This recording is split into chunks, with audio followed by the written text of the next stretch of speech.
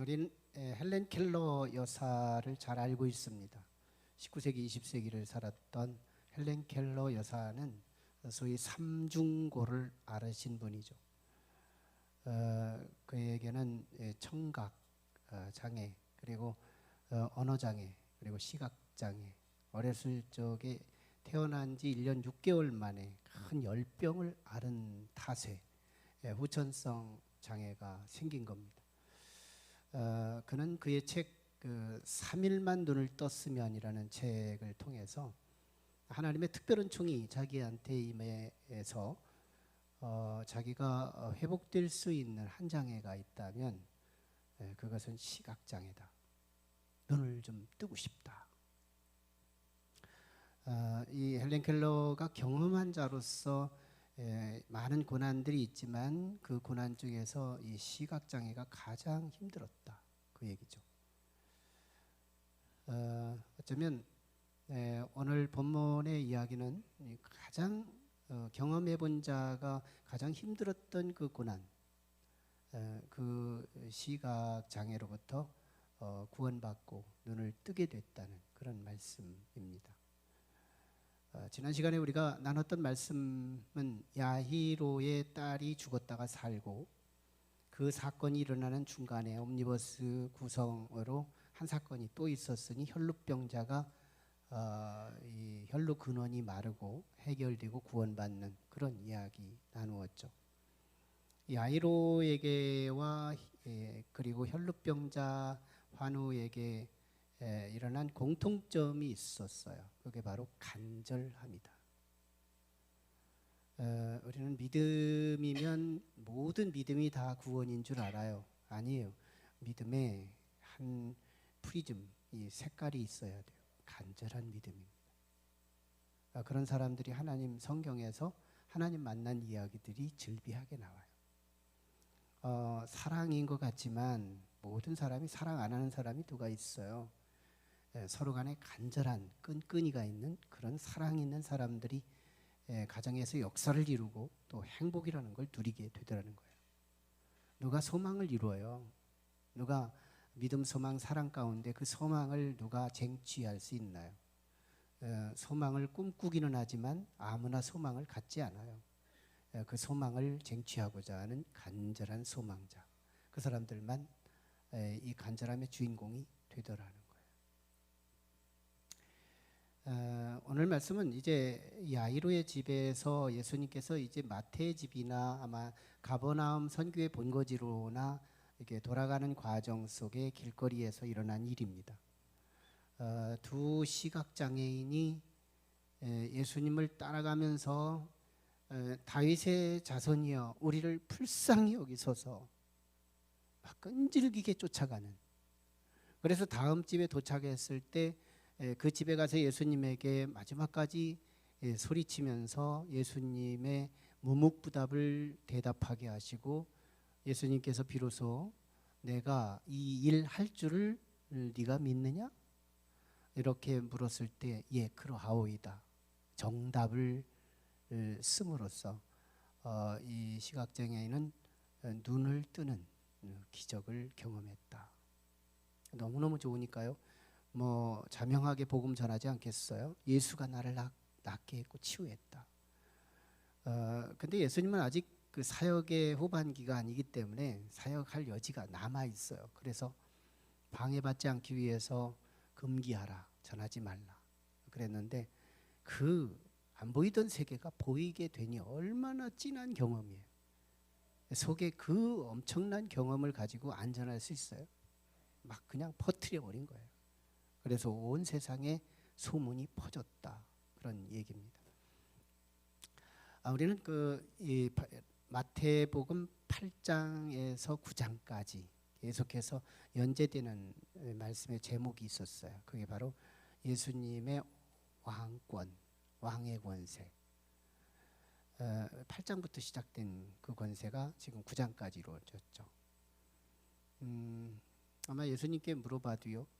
아 그래, 마태복음 8장과 9장은 예수님의 왕의 권세를 말씀한 거야. 그렇게 대답할 거예요. 마태의 복음에 기록한 마태 저자도 그런 의도로 이렇게 했으니까요. 여러분 이 지식은 정확한 지식으로 알고 여러분의 마음속에 영의 양식이, 영적 지식이 될 수 있기를 축원합니다. 네, 자 그러면서 이제 8장 9장의 결론 부위가 오늘 본문부터 시작돼요. 그래서 오늘 본문이 시각장애 치유고 다음 본문이 이제 언어장애 치유가 회복이 됩니다. 그러면서 예수님의 왕적 권능의 마지막 사역의 결론 부위로 장식을 하면서 그 다음에 10장으로 나가서 하나님 나라 복음의 파수꾼으로서 파송받기를 준비하는 다음 장의 서론이 되는 그런 본문의 시작이 오늘 말씀이에요. 자 그러면서 두 명의 시각장애인이 소개됩니다. 왜 한 명의 시각장애인을 다루지 않고 두 명이 한꺼번에 소개될까? 마태가 의도하는 바가 있는 거예요. 그때 당시 팔레스타인의 이 먼지가 특징이 석회질 먼지였대요. 석회질이라는 게 처음에 땅을 팔 때는 이 모래 같아서 쉽게 삽질하기는 좋은데 여기에 산소가 함께 만나면 저절로 콘크리트가 돼가는, 딱딱해져가는 이게 석회질입니다. 근데 거기에 흙먼지가 지중해성 이 바람에 의해서 흙먼지가 자주 일어나서 고대 근동의 많은 팔레스타인 지역에 살고 있는 유대인들, 그 근동의 사람들이 후천성 시각장애를 가진 사람들이 꽤 많았대요. 그 많은 사람들이 꽤 많았다는 것을 두 사람을 통해서 넌지시 시사하는 것이고요. 또 많은 사람들이 예수 그리스도의 그 왕의 권세로, 눈 뜨고 감기하는 권세죠. 왕의 권세로 회복됐고 많은 사람들이 치유됐다는 걸 상징적으로 이 복수로 다루고 있다는 것이죠. 어쨌건 오늘 말씀은 이 시각장애인 두 사람이 예수님 만나서 인생고의 가장 힘든 문제를 해결받았다. 오늘 말씀은 그 원인을 우리가 주목하는 데서 복음을 들을 수 있는데요. 원인 두 가지가 있어요. 하나는 지난주의 말씀하고 겹칩니다. 이게 뭐예요? 간절함이에요. 여러분 간절함은 뭐 이 사람 저 사람이 각각의 주님 체험하는 포지션이 다르고 그 내용이 다르지만 주님을 만나고 주님의 그 권세가 우리에게 흘러서 은혜를 입기까지는 공통인수가 있으니 그게 바로 간절함이에요. 이 간절함이라는 건 모든 하나님 만난 사람들 그리고 이 세상에서 모든 성공하는 사람들의 공통인수다. 간절함이에요. 지난주에도 저는 한 세미나를 듣기 위해서 난 서울에 세미나 신청을 했어요. 신청하려고 하니까 보통 맨날 세미나를 열 때마다 40명씩 10,000원이 되면 닫아요. 그래서 1년을 노력을 한 겁니다. 1년. 이 세미나를 들으려고. 그런데 매번 1년에 몇 차례 이제 세미나를 여는데 매번 열면 내가 들어가면 이미 만수가 차서 닫은 거예요. 그 이제 진행부한테 전화를 한 거예요. 아니 도대체 언제 이걸 열람해야 내가 이 세미나를 들을 수 있습니까? 난 들어야 하는 상황인데. 그랬더니 5월 5일 날 이 세미나를 공지를 하니까 그때 들어와서 접수하시죠. 그래서 이제 날짜를 달력에다 적어놓고 정확한 날 이 날짜에 그 메일 속에 그 홈페이지 안에 들어갔어요. 갔더니 벌써 9시 반에 출근 시간 감안하고 9시 반 들어갔더니 올리지를 않은 거예요. 왜 안 올렸지? 그래서 이제 11시쯤에 가서 다시 들어갔어요. 그랬더니 벌써 40명 다 찼어요. 참 어떻게 해야 돼? 1년 동안을 노리고 목표를 했는데 몇 차례 이게 캔슬되는 거예요. 그래서 담당자한테 다시 전화했어요. 도대체 어떻게 해야 되는 겁니까? 9시 반에는 안 올라왔고 11시에는 이미 40명이 다 찼고 이렇게 인기 좋은 세미나가 있어요. 그래서 나 금년에 이거 꼭 받아야 되는데 좀 어떻게 할 수 있는 방법이 없겠습니까? 그랬더니 그렇게 받아야 될 상황이면 이름 좀 남겨주시죠. 그래요. 이름 남겨줄 테니까 한 번쯤 어떻게 내가 들어갈 수 있도록 해달라고 요청했더니 정확하게 며칠 후에 제가 보결로 합격이 됐어요. 그래서 내일부터 수요일까지 이제 세미나를 듣게 되는데, 저는 설교 전하고 설교를 경험하게 시키는 하나님을 누누이 경험하거든요. 간절하면 거기서 해당이 안 돼도 해당이 되더라는 거예요. 간절하면 성취하는 거예요. 이게 지난주의 말씀이에요. 오늘 본문에 나타난 이 시각장애인 두 사람도 간절함에서 만납니다. 두 가지 요소로 소개되는데요. 하나는 예수님을 끈질기게 쫓아가요. 야이로의 집에서 출발했죠, 예수님께서. 근데 그때 예수님을 쫓아가는 이 두 그 시각장애인, 다른 사람들은 눈 뜨고 있으니까 따라가면 되는 거예요. 근데 이분들은 눈을 감은 채로 끈질기게 쫓아간다는 게 이게 포기하고 싶지 않겠어요? 근데 끈질기게 쫓아가. 이게 뭐예요? 간절함인 거예요. 그리고 끈질기게 소리쳐요. 다윗의 자손 예수여, 우리를 불쌍히 여기소서. 이 외마디 끈질기게 이 소리만 하는 거예요. 뭐예요? 간절함이에요. 똑같은 내용이지만 다 간절함인 거예요. 이 간절함이 예수님을 만나는 거예요. 하지만 오늘 이 시각장애인들의 예수님을 통해서 치유된 결정적인 요인은 그 다음에요. 비전이에요. 꿈입니다. 꿈. 여러분, 간절함이, 이 꿈이 없다면 간절함이 일어날 수가 없어요. 우리는 다른 사람의 간절함을 보고 나도 간절해 보려고 흉내 내보지만 작심삼일이에요. 이 간절함은 뭔가의 동인에 의해서 간절해질 수밖에 없더라는 거예요.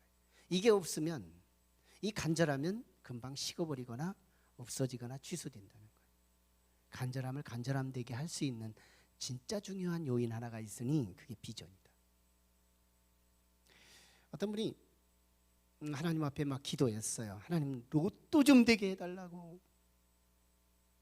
로또만 되면 내가 팔자고 칠 것 같다고 간절히 기도했더니 하나님이 잠을 못 주무시겠다고 하면서 깨셔서 비로소 응답을 주신 게 뭐냐면, 제발 로또 좀 사고 기도해라. 간절하면 뭐예요? 로또를 사놔야지.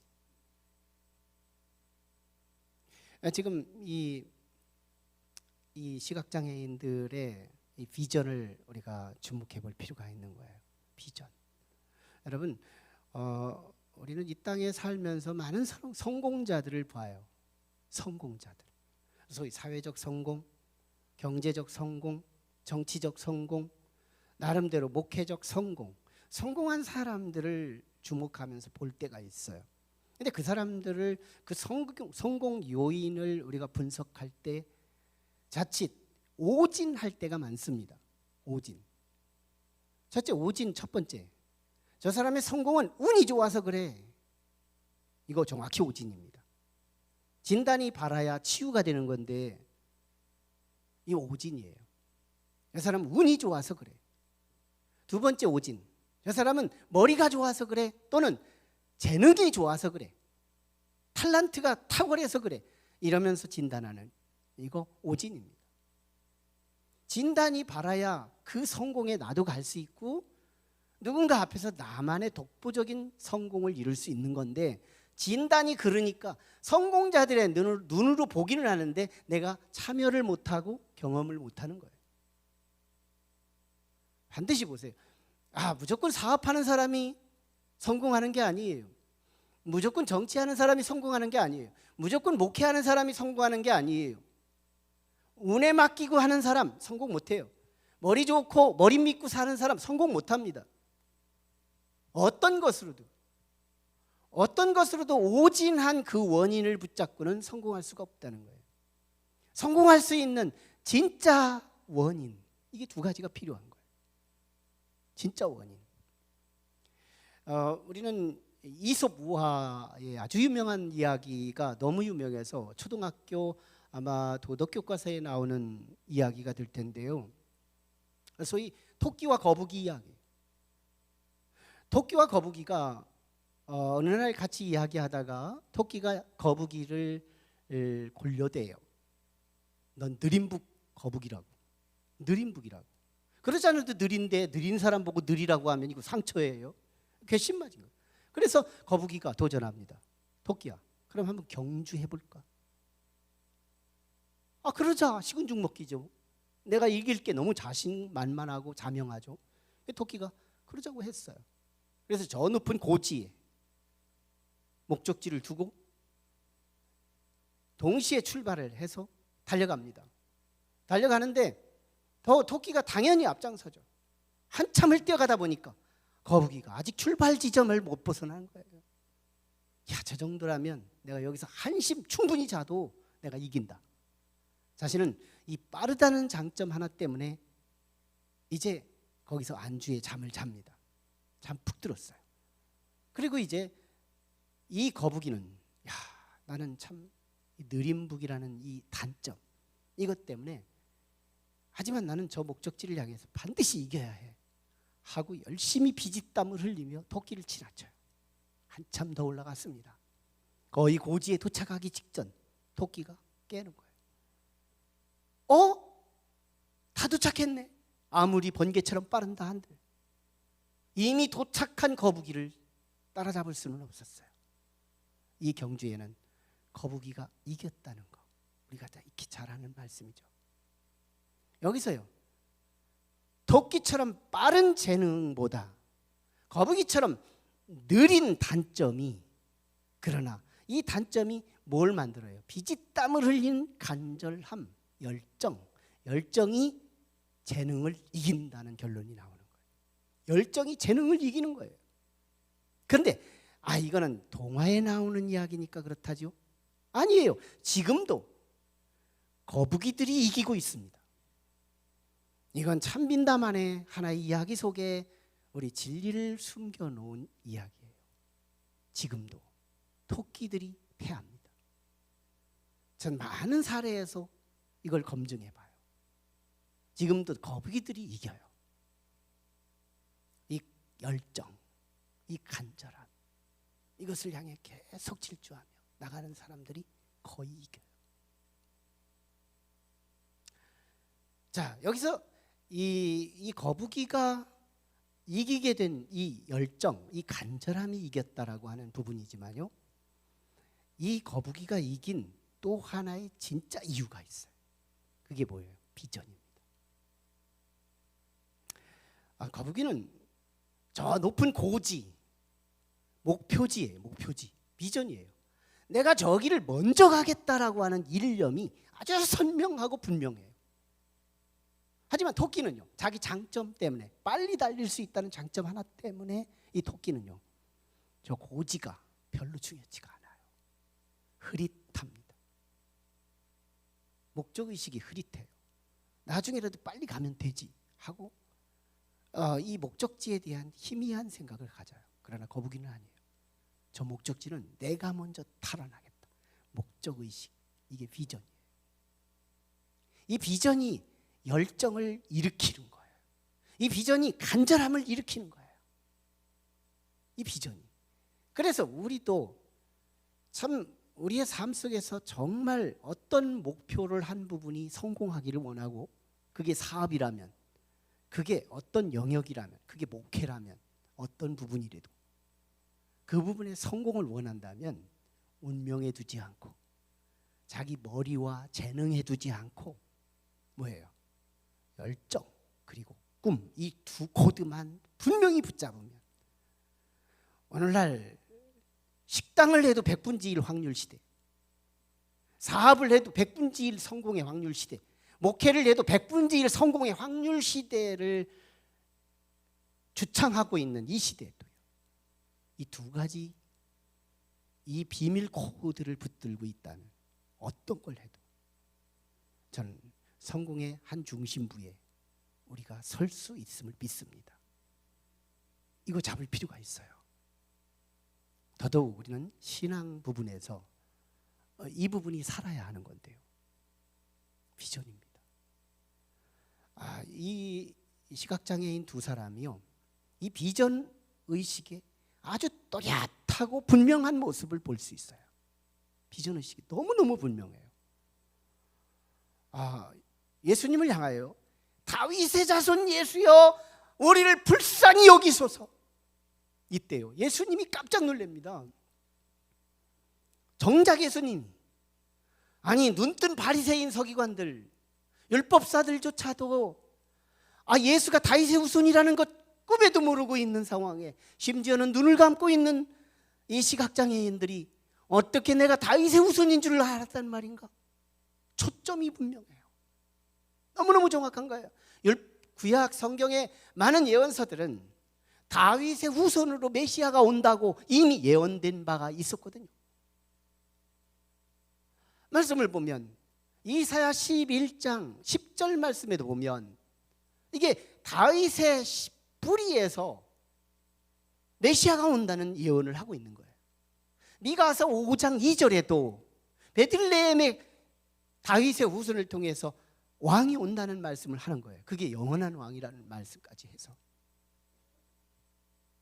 더더욱 이 시각장애인들은 그 메시아의 사명이 뭔지, 그리고 그 사명 안에 자기들이 해당되는 것까지 적중합니다.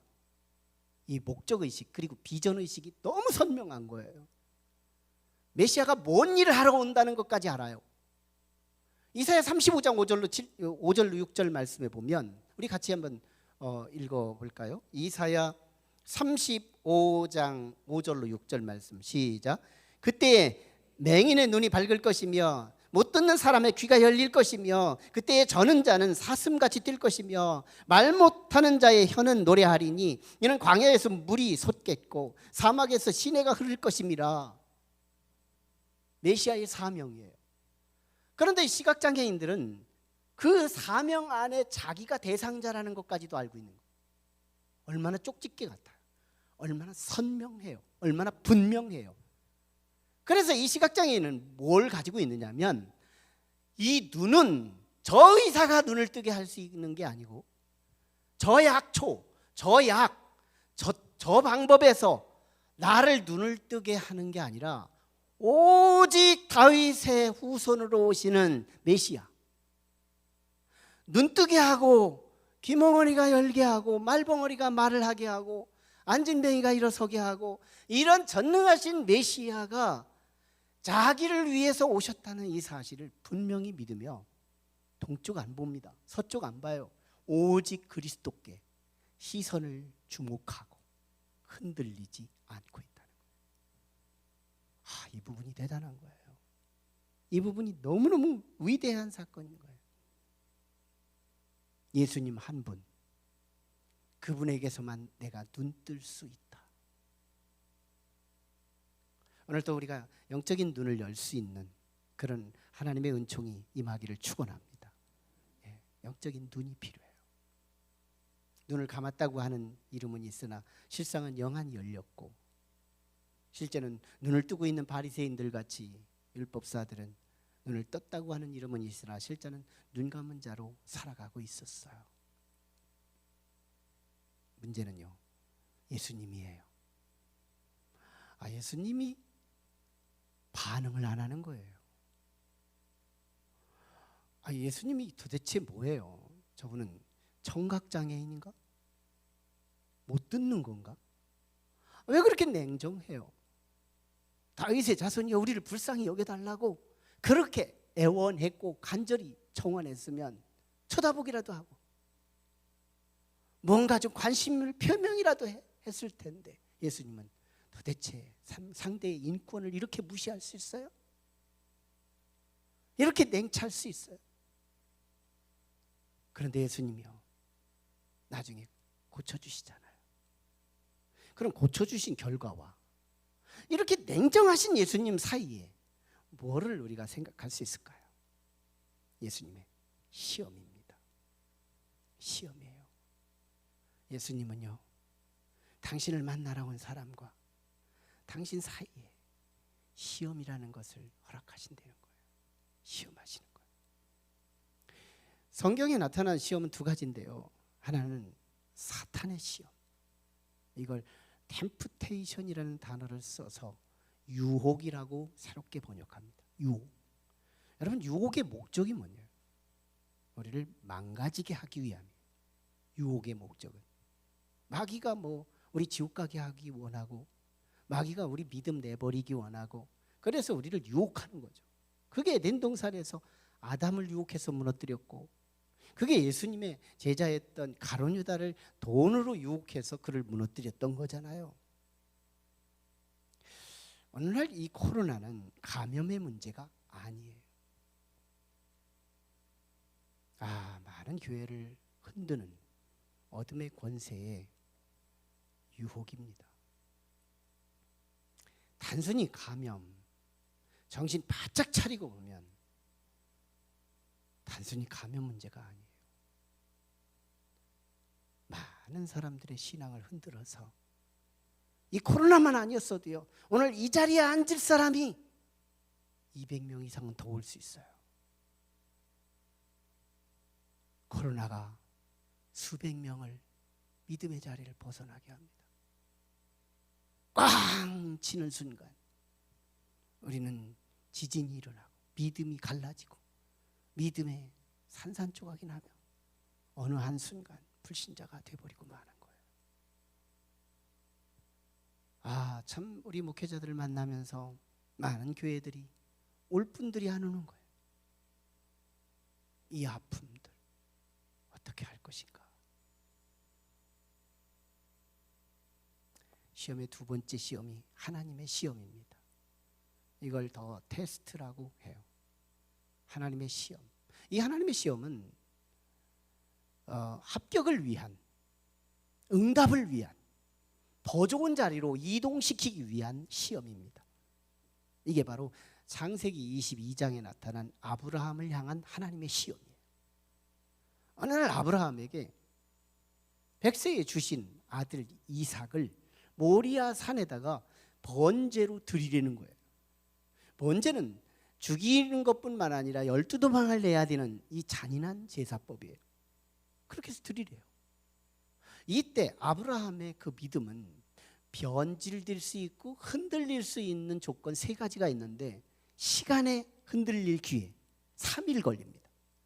3일 거리, 공간에 변질될 기회 두 번째가 있고요. 세 번째, 그의 모성애를 자극할 수 있는 사라, 이삭의 엄마, 아브라함의 아내, 방해할 수 있었어요. 시간도 있고 공간도 있고 방해자도 있는 상황에서 3일 동안을 아브라함은요, 믿음이 흔들리지가 않아요. 지고한 믿음, 목적이 분명한 믿음, 살아있는 믿음, 이 믿음을 끝까지 고수해요. 그때 모리아산 정상에서 아들을 향하여 칼을 대려고 하는 순간 누가 급해요? 아브라함이 급하지 않아요. 이제는 하나님이 급해지는 거예요. 하나님이 붙드는 거예요. 아브라함아, 아브라함아, 네가 가진 검을 내려치지 말라는 거예요. 그리고 눈을 열어보니 가시던 불에 순양 하나가 걸려 있으니 아들을 대신하여 드릴 번제물이 보여지며, 아들이 구원받아요?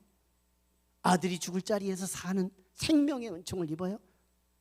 거기서 아브라함이라는 한 가장이었던 그가 아브라함이라는 열국의 아버지의 신분으로 격상돼요.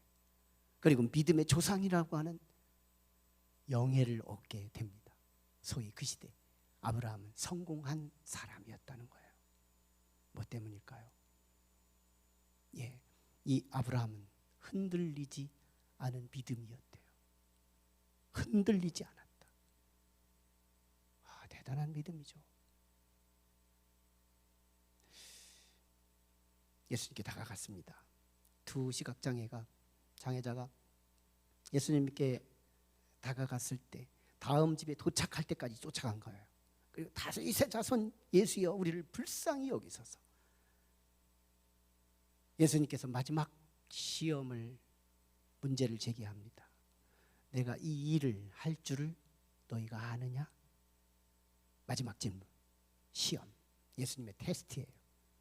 그들은 끝까지 흔들리지 않는 믿음을 예, 그러하오이다 정답을 씁니다. 그때부터 예수님의 왕권은 이제 이 시각장애인의 노력 이제 올 스톱. 오직 예수님께서 손이 움직이기 시작하고 예수님의 발이 움직이기 시작하고 예수님의 권세가 이 시각장애인에게 흐르기 시작합니다. 주님이 다가가셔서 손을 가지고 그 눈을 감은 눈을 어루만져 줘요. 의사의 기술적 치유가 아니라 그리스도의 애정 어린 그리스도의 사랑의 인격적 관계로 다가가신다는 예수님의 메시지가 있는 거예요. 그리고 마지막 확인. 네 믿음대로 되라. 네 믿음대로 되라. 네 믿음대로 되라. 아직도 흔들리지 않은 그 믿음을 확인하시는 예수님. 아직도 흔들리지 않은 그 믿음을 확인하시는 주님. 오늘 이 확인하는 그 믿음이 오늘 우리의 믿음이어야 한다는 거예요. 여러분 시편 16편 8절에 보면 다윗이 하나님 앞에 이 믿음을 보여주는데요. 다윗은 내가 여호와를 내 앞에 모심이여 그가 내 오른쪽에 계심으로 내가 흔들리지 아니하리로다. 다윗의 믿음은 흔들리지 않는 믿음으로 소개되고 있어요. 그런데요, 사무엘상 23장에서 24장을 배경으로 한 시편 하나가 있으니 그게 시편 57편이에요. 이 57편에서 이 믿음이 적용이 되는데요, 그때 십광야에서 다윗이 사울 왕으로부터 3천의 군사를 이끌고 다윗 하나를 체포하러 십광야를 가는데 바로 앞에 다윗이 보이는 거예요. 그래서 체포하려고 시간만 되면 이제 체포 당하는데 갑작스럽게 하나님이 다윗을 구원하는 방식을 보세요. 블레셋 군사들이 그때 쳐들어옵니다. 그래가지고 한 전령이 사울 왕이여 블레셋 군사들이 쳐들어왔습니다. 유대 땅이 초토화되고 있어요. 이 소리를 듣는 순간 다윗은 나중에 잡아도 되니까 사울이요 군사를 철수하고 전방으로 나가는 거예요. 이게 하나님의 구원의 방식인 거예요. 그래서 이 십광야에서 엔게디 동굴로 피해서 갑니다. 근데 그때요 사울이 전쟁을 마치고 다시 와서 다윗을 체포하려고 하는데 왜 하필이면 사울 왕이 거기서 대변을 보고 싶은 거냐고요. 그때 다윗의 입장을 보세요. 하나님도 어쩔 수 없는 일이 있는 거구나. 나는 꼼짝없이 다 잡힌 건데 하나님도 손댈 수 없는 영역이 있는 거구나. 하나님도 할 수 없는 부분이 있는 거구나. 다윗은 믿음을 내팽개칠 수 있는 충분한 흔들림의 기회였던 거예요. 하나님이 나를 이렇게 구원한다면 다시 3천의 용사를 다시 데리고 나를 체포하러 오진 않았을 텐데 이미 왔고 심지어는 사울왕이 내가 있는 이 동굴로 들어오고 있으니 하나님 중 어쩌지 못하는 영역이 있는 거구나. 흔들릴 수밖에 없는 상황입니다. 그런데요 다윗은 그 신앙을 시편 57편에서 우리가 잘 아는 찬양 가사처럼 확정되었으니 내가 끝까지 주를 바라보나이다. 그래도 나는 하나님이 구원이야. 그래도 하나님만 나의 구원이야. 그래도 하나님만 나의 구원이야. 흔들릴 수 있는 충분한 상황과 여건 속에서도 다윗은 그 믿음 하나 지키기 위해서 끝까지 고소하며 하나님만 바라본 사람이 다윗이었다는 거예요. 사랑하는 우리 성도 여러분, 우리는 이미 가지고 있는 돈보다 더 귀하고 명예보다 더 귀하고 이 세상의 어떤 것보다 더 귀한 보석들을 하나 가지고 계시니 그게 뭔지 아세요? 그게 믿음이에요. 믿음이 얼마나 귀한지 아시나요? 이 믿음이 예수님 만납니다. 이 믿음이 하나님을 아버지로 만듭니다. 이 믿음이 성령님을 초청하는 거예요. 이 믿음이 천국을 얻는 거예요. 이 믿음이 영원한 생명을 낳게 하는 거예요. 그렇다면 이 믿음은 이 세상의 어떤 가치보다 우위에 있는 거예요. 정작 우리는 이 믿음을 너무너무 가볍게 여기고 있는 장본인들. 그러나 이 믿음의 가치를 우리보다 더 먼저 알고 있고 더 명석하게 알고 있는 세력이 하나 있으니 하나님 말고 마귀라는 거예요.